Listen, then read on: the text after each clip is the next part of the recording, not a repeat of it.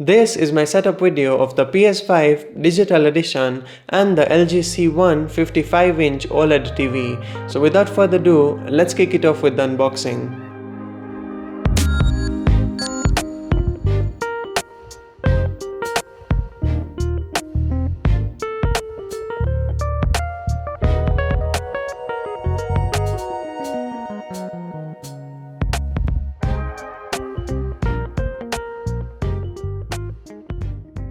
Starting with the TV, I chose to go with the LG C1 OLED, which is actually a model released in 2021.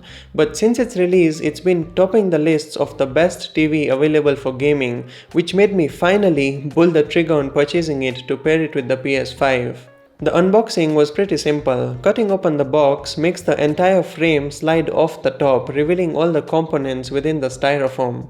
First was the heavy backstand, followed by the manuals, the remote, a plastic cable cover which we'll get into in just a second, then the front plate that sits in front of the TV. Let's have a closer look at the other components that come in the box before having a look at the TV. The stand comes in two pieces which need to be screwed together. One is the piece that sits on the back of the TV, which actually has got some weight to it. It's almost like it's filled with stone inside it. The piece that comes on the front is made of metal, and as you can see, I've got the dark silver color of the TV. It's also available in white, which doesn't look much different from the front, but the entire back of the TV is white in color. Anyway, after the two stand pieces are assembled, they screw into the lower back of the TV with 4 screws. It's a very sturdy stand overall, like there's actually higher chances of your TV breaking compared to the TV tipping over and falling if that much pressure is applied to it. After the stand is installed, the small plastic piece snaps into place and covers the screw holes, giving the TV a clean look from the back as well. I put my TV on the cabinet, and this is the step where you might need some help because the TV is super heavy with the stand installed. I had my dad over to help me out so I don't end up breaking anything, especially considering how thin the top part of the LG C1 is. Finally, I removed the peels off of it, which was actually one of the most satisfying out of any other devices I've unboxed before.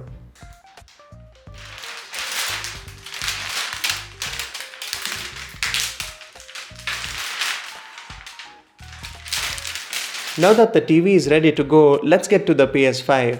I had actually already unboxed the PS5, but let me walk you through it quickly. As you might have seen already, I got the digital edition of the PS5, which is basically a discless version of the console since most of my games are digital, and I've not really been using discs with my PS4 as well. Plus, I really like the symmetrical look of the digital edition compared to the version with the disc drive.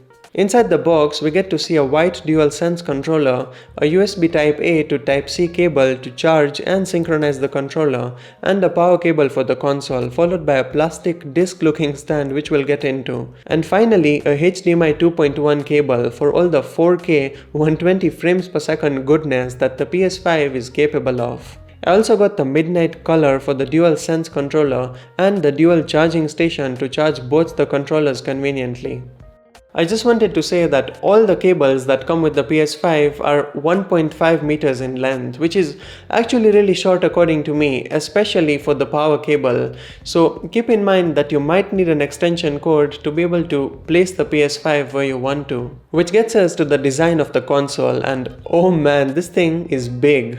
It literally dwarfs out any laptop you put next to it. Leave alone that, it also makes my Epson printer look small. You can have it sit horizontally with the provided stand, or have it standing vertically by screwing in the stand at the bottom of the console. Overall, I really like the design of the PS5. I've covered the center shiny plastic piece with a matte black debranch skin, which really gives the console a much more premium look. I don't know why Sony always chooses the shiny plastic finish for their consoles. Maybe we'll get to see a PS5 with a different design soon. I've made a full video just about that, so be sure to watch that video after this one. Also, while we're there already, be sure to subscribe to the channel and drop a like if you're enjoying this video so far. In terms of design, I'm in fact very impressed with how both the LG C1 and PS5 pair together. The C1 has this sort of really thin floating display for about the top half of the panel. It's thicker at the bottom half to house all the internals, things like the speakers and ports. Talking about ports, LG has been extremely generous. Among the other common ports we usually get to see on almost all TVs, here we have 4 HDMI 2.1 ports which all support output up to 4K at 120Hz. I really don't think any other TV, except probably other LG gaming TVs, have that. You can literally connect a PS5, an Xbox Series X, and a gaming PC at the same time and yet have a HDMI port to spare. Talking about the PS5, first of all, I was shocked how it managed to fit in my TV cabinet. Since I really wanted to have it in the vertical standing position, I just think it looks best like that. I mean, even horizontally, it doesn't look bad, but it kind of takes away from the skyscraper, tall looking design it was meant to resemble. I also added in an M.2 SSD inside the PS5, which is actually a very simple process. Just remove the white plate, the one without the PS logo on it, and look for a metal piece that covers the slot. Unscrew that piece and screw in the SSD. By the way, just to give Sony credit, their attention to detail is insane. Even the screw that's kind of hidden and won't be noticed by most people has the 4 PlayStation symbols engraved in it. Anyway, so after that, you just screw the metal plate back in place and then snap on the white cover and you're good to go. It's really nice to have that ease of expanding your storage whenever you like. You can go up to 4 terabytes of M.2 SSD space, but at that point you'd be paying double the price of what you paid for the PS5. Also keep in mind that the SSD has to be PS5 compatible and meet the speed requirements of the console, otherwise it just won't work. So make sure you do your research properly before picking up one of these. On the back of the PS5, we have a power port, the HDMI port, an Ethernet port, and 2 USB Type-A ports. On the front, we have a single Type-C port and another Type-A port. At the bottom, we have a power button, and as this is the digital edition, there is no disc eject button, which you'll get to see in the standard edition PS5. Connecting the TV and PS5 is simple. Plug in both the TV and the PS5 to an outlet and connect the TV and the PS5 using the provided HDMI cable. The LG C1 has some built-in cable management right in the stand, so I routed the cables through and was surprised how well it works. It helped to make those cables look much more neat without actually doing a lot of work.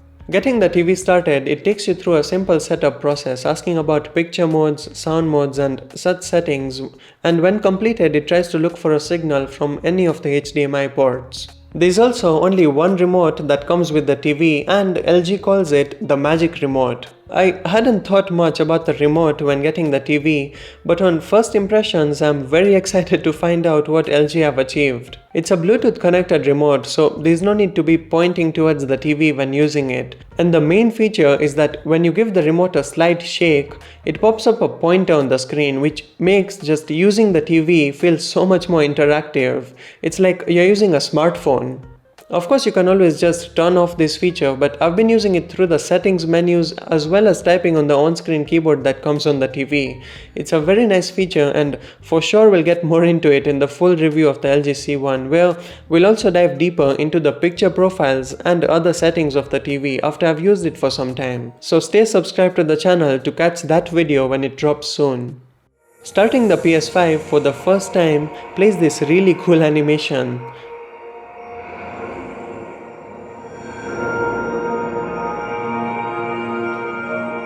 Then you need to connect the controller via the provided cable to sync the DualSense with the console.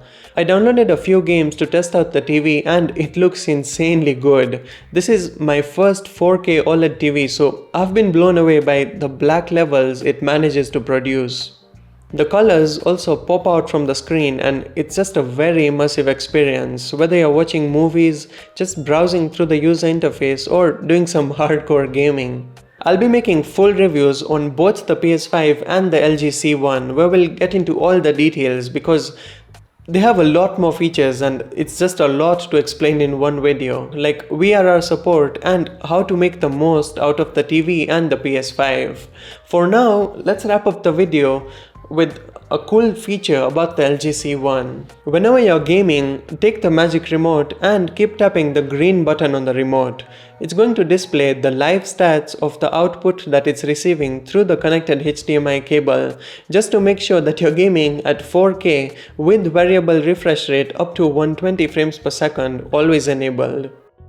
Anyway, that's it for this video. Be sure to subscribe if you enjoyed it, and let me know in the comments below, if you are to buy a TV right now, which brand would you go for? I'm just curious to know. Click here to find out why you shouldn't wait for a PS5 Pro, or click here to watch my video on the 2015 MacBook Pro and how well it's held up.